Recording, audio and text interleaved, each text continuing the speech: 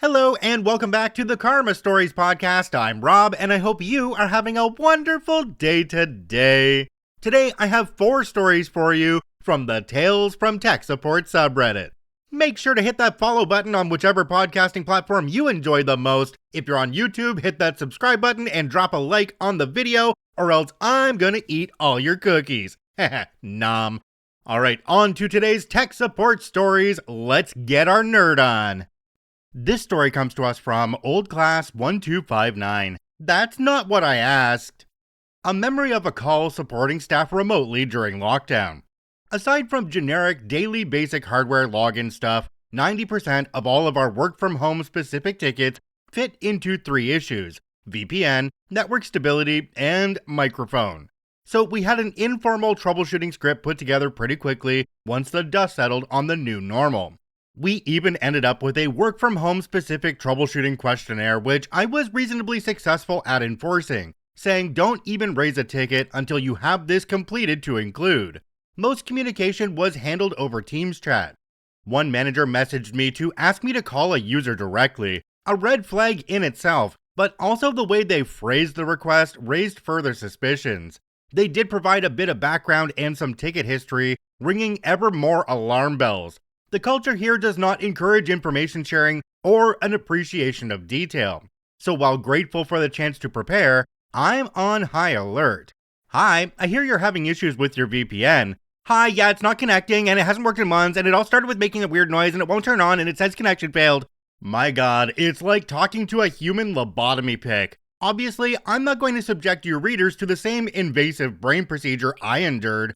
So let me translate at least into actual words. But imagine please how the conversation flowed. Let's start again. Hi, I hear you're having issues with your VPN.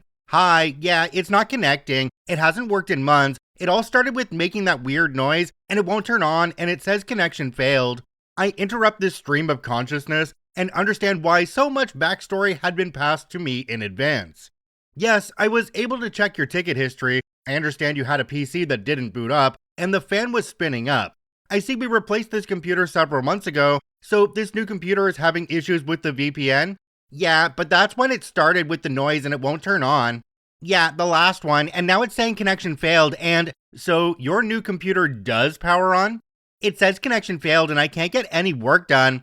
Okay, so new computer is working. Poor phrasing on my part. No, I just said it's not connecting, in the sense that you are able to power it on and you can log into Windows. But it's not working.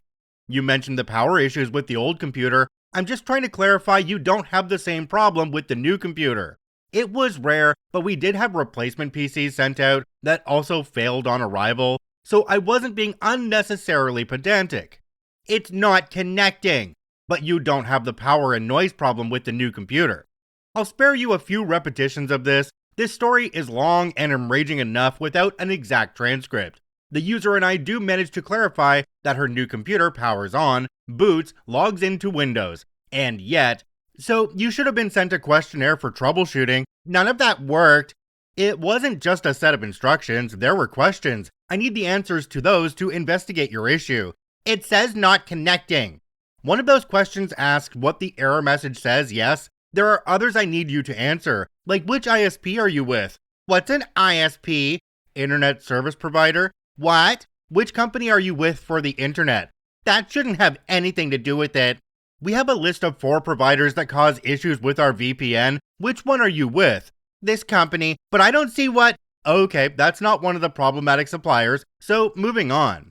I attempt the script to troubleshoot further, basic networking, link lights, browse to google.com, etc., but I don't get more than a quarter of the way through before we strike another language barrier between 2 native English speakers. I don't understand why we keep going over this. It won't connect and keep going over. Have you been contacted before this? I've not been given this information from you yet. Yeah, when it was all noisy and... No, I mean for this particular issue with the VPN. Yeah, since it didn't turn on and the fan was buzzing. We already clarified that was the old PC. That had nothing to do with the new PC. Your replacement PC resets all the issues with the noisy fan and not turning on. No, it doesn't. It's still not working, but with a different problem. We're not talking about that now. The VPN and the blank screen. Your monitor doesn't display? Dual monitor setup, not impossible to report a faulty display, and a VPN error message. Yeah, it's just black. Okay, can you tell me if it's not showing anything, as in it isn't turned on? Or is it powered on, but is displaying a completely black screen? There should be a faint glow, if so, that will tell you it's outputting black, as opposed to outputting nothing at all. Now it's working though. Both of them? Yeah, it is, but when did it stop working? When it was making the weird sound. Do you mean the old computer? Look, please forget about the old computer, the noisy fan, it not turning on. That was the old computer. I don't need to know anything about the old computer. I only need to know about the new computer. Those problems were resolved.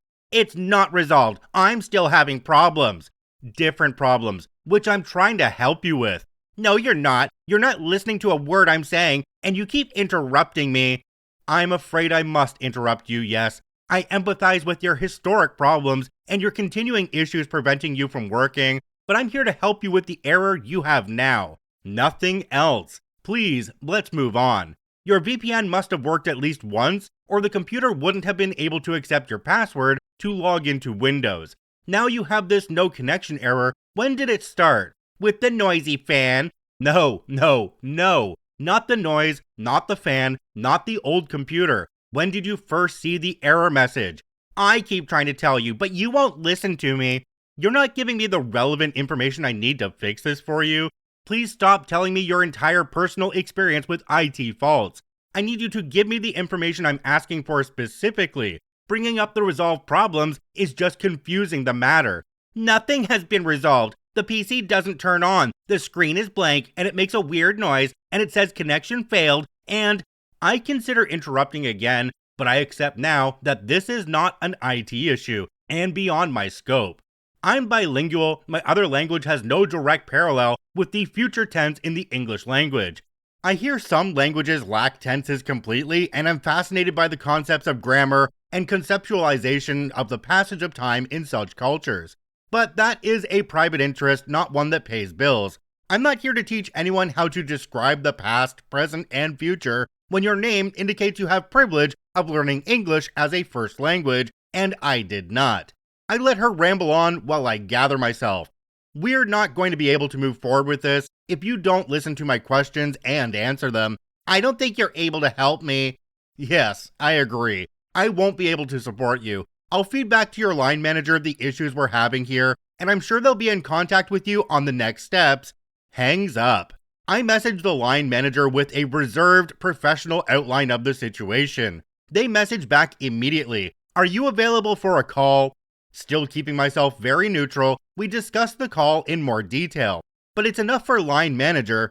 I hear later the user is no longer with the company after being transferred through 4 different departments and for one reason or another, never being able to produce any effective work. Jumping down to the comment section on this one, we have one from a user called Snomisnance. It says, I had a user like that once. I asked if they had a grade school child in the house. They did, and their son was able to follow instructions well enough to fix the problem. Another commenter down below called Glenn Marshall said, OMFG. Unfortunately, this kind of behavior when you're trying to help someone is not confined to tech support. Acknowledging that you cannot help them is the correct response. OP responded to this one and said, I have started saying, this is not or no longer an IT support issue. Please raise this through your line management as it is outside the scope for our team. But gosh darn, it took a long time to accept that for myself and get over the techie impulse to fix every problem. So in this case, because we know she was fired later on, are we to assume that she just wanted to be at home doing nothing and was just providing absolute crap to OP so that the problem wouldn't be resolved and they could keep on doing nothing? OP during COVID times should have handled it this way. They should have said, oh, well, this isn't really working, so it looks like you'll have to bring it on site for me to troubleshoot further. That probably would have scared them into actually going through the instructions properly because they wouldn't want to go into the actual office. This story comes to us from Automatic Mulberry. Do work for me, but make sure you don't document it so that I won't have to explain it. In the giant corporation I work for, a change request contains work units, and each work unit is assigned to a team, and then a member of that team. The way it's supposed to work, of course, is that the change request is reviewed and approved by all the teams assigned to do the work. In the all too common event that a change requires work that was not part of the original request, an additional ticket can be created and attached to the change, so that everything is documented. The catch here is that this requires further review after the change is complete. The people who wrote the change request are made to explain what happened and to rework their processes to avoid adding work to changes midstream like this. It's intentionally kind of a pain in the butt to go through this additional review to keep people from bypassing the whole review and approval process. So the other day, I'm working along and I catch a ticket. In support of ongoing change number 8675309, please confirm that this message is online. I look up the change request by the number and see that my team does not have a work unit assigned to us. However, the work is so trivial and so low risk, never zero, but a gnat's whisker away in this case, that I decide not to attach the ticket to the change.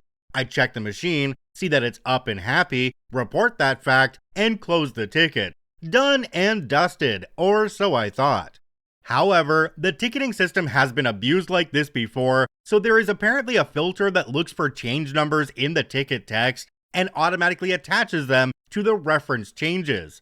On my next workday, I had an angry email from the change requester. They wanted me to detach the ticket from the change request. It was apparently deeply inconvenient that they had to explain themselves to upper management about all this.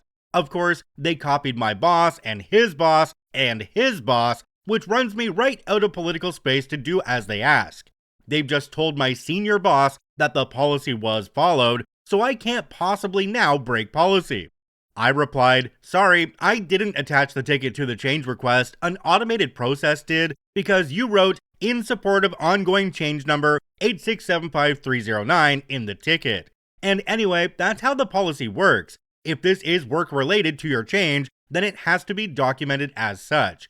I think the attachment is correct by policy. Please feel free to check with my managers, whom you have already copied on this email thread, if you have additional discussion on the matter. I thought that would kill the issue stone dead, but they doubled down. Don't you know I have to explain this to the Change Review Council now? I was warming up my keyboard to reply when my boss did it for me. I've reviewed this, and I agree that OP is correct here. Any work related to a change should be included in the change request. I didn't hear back after that. Jumping down to the comment section on this one, we have one from a user called Kendoris. It says, as someone who has suffered through way too much feature creep, I really like your system of requiring change to get approval, and requiring changes after work has started to get even more approval. I've got one electrical cabinet whose only salvation now is through a fire hot enough to melt the copper out of the wiring and have it pour down through the floor. Does anybody else think that OP should have responded to this one anyway, even though their boss did, and say, we'd be happy to explain to the Change Review Council exactly what you did? They could play it off like they didn't see their boss's email first and, well, oh, sorry, I just happened to send mine out right around the same time. 8675309. It's too bad the user's name wasn't Jenny, just saying. This story comes to us from Jove Nito. I heard my colleague facepalm. This one happened to my colleague, let's call him Z, so this is a second-hand account. We were a two-man IT department for everything. You name it, if it had a light on or blinking, it was IT related, for about 40 people. From my perspective, Z was on a phone call with M, a 70-year-old lady. In my opinion, she shouldn't be around a sewing machine, let alone a computer. I wasn't paying attention to the conversation until I heard a literal facepalm from his direction. After the call was over, we went out for coffee, and then he told me this story. M called because she couldn't read her emails. Out of laziness and being busy with other stuff, that cost him dearly, 30 minutes on the phone to be exact. Z didn't want to go down 2 flights of stairs to solve this, so he was on the phone trying to understand the problem. It could be something related to the mail server. Can you see any email? No. Is there an error message? Maybe near the corner of the window or something? I can't see any. Can you log into the webmail interface just to check? It's not working. I can't see anything. Is your Outlook open? No. Can you open it? No, I click everywhere and it doesn't do anything. Do you see anything? Is the monitor on? Yes, it's on. Oh, I have a text here. It says wrong password. She was stuck on the login screen. Of course she couldn't read her emails. Almost 20 minutes on the phone until she mentioned the wrong password. And no, this is not the facepalm moment. Did you change your password recently? Yes, yesterday, right before I left work. How did you know? Trying to breathe through his nose, to stamp out the urge to go down there and throw that woman from the nearest window. Then you have to insert the new password. But I have, and I'm telling you, it's not doing anything. The plot thickens. Then, oh, there's a text here that says, caps lock is on. Cue facepalm. And when you thought it couldn't get any worse, well, just turn it off. Of course, that's the thing coming out of the wall, isn't it? You could hear a pin drop. No, it's the key right next to the A on your keyboard. Just press it once. Oh, the message is gone now. Can you try your password again? The new one? Yes, the new one. Now it worked. Can you open your Outlook now? Sorry, what? The emails, can you see them now? Yes, here they are. Okay, bye. And hung up the phone. Hey, OP, I need to get a coffee. Wanna come? Just a little more context, M locked her PC, monitor, mouse, and keyboard in a cupboard whenever she had to go to the bathroom so no one could steal her stuff. That kind of user. And being 70 years old, everything was, for the lack of a better word, slow. Gruelingly slow. Jumping down to the comment section on this one, we have one from a user called Necessary Average 787. It says, "This is called job security. Let's see an AI deal with M." This one hit me a little bit different. For those of you who don't know, I'm a guy in my early 40s, and my parents are in their mid-70s. And every time I go over to their house, they always have some kind of tech-related question. But I completely understand that they do because they didn't grow up with the tech like I did.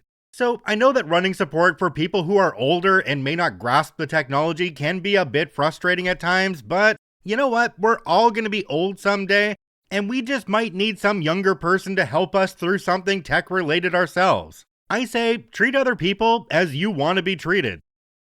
This story comes to us from Elegant Winner 6521. When a CEO requests for a hard-coded ID to be changed, presumably for an important reason.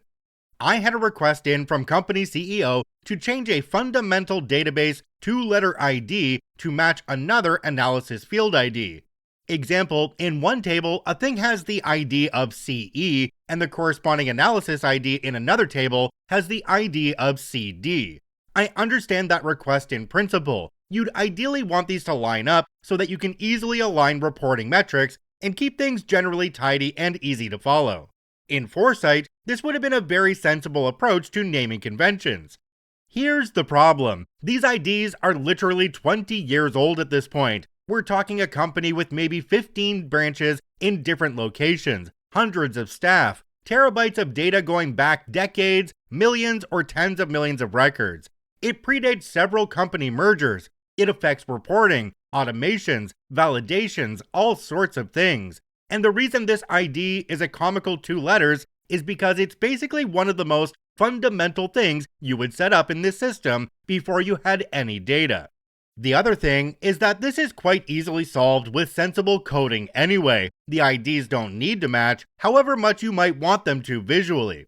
I asked why he wants to change the prefix, assuming it was something to do with how they need their reporting to function going forward. And he said, "It's just annoying that it's not the same. I want them to be uniform." I'm still figuring out the best way to deal with this one. I know this CEO to be a pedantic butt about stuff like this. I suspect he thinks it's entirely reasonable to have his entire company implode for a couple of weeks, just so that he can look at his 1-2-letter prefix and feel happier that it looks right. How does one politely say, you may as well ask to realign the foundations of your house because it's a couple degrees not parallel with the pavement? Jumping down to the comment section on this one, we have one from a user called The Fluffiest Redditor. It says, you start asking what's dependent on that table and map out just a few applications. Take the short list to him and ask for a budget to scope out the impact of this change request. Not a budget to implement the change, budget for search and discovery. That might dissuade him. Alternatively, create a view on that table with his preferred naming convention and call it done. Yeah, this is one of those cases where you need to talk to the boss and say, hey, I'm gonna need a $200,000 budget and a month of time just to figure out how much this change is going to cost. If you enjoy daily Reddit stories, I encourage you to follow and add us to your favorites on whichever podcasting platform you enjoy the most. And if you're watching and listening on YouTube, please hit that subscribe button and drop a like on the video. It really helps us out. I thank you for watching and listening. I hope you have a wonderful day, and we'll see you tomorrow.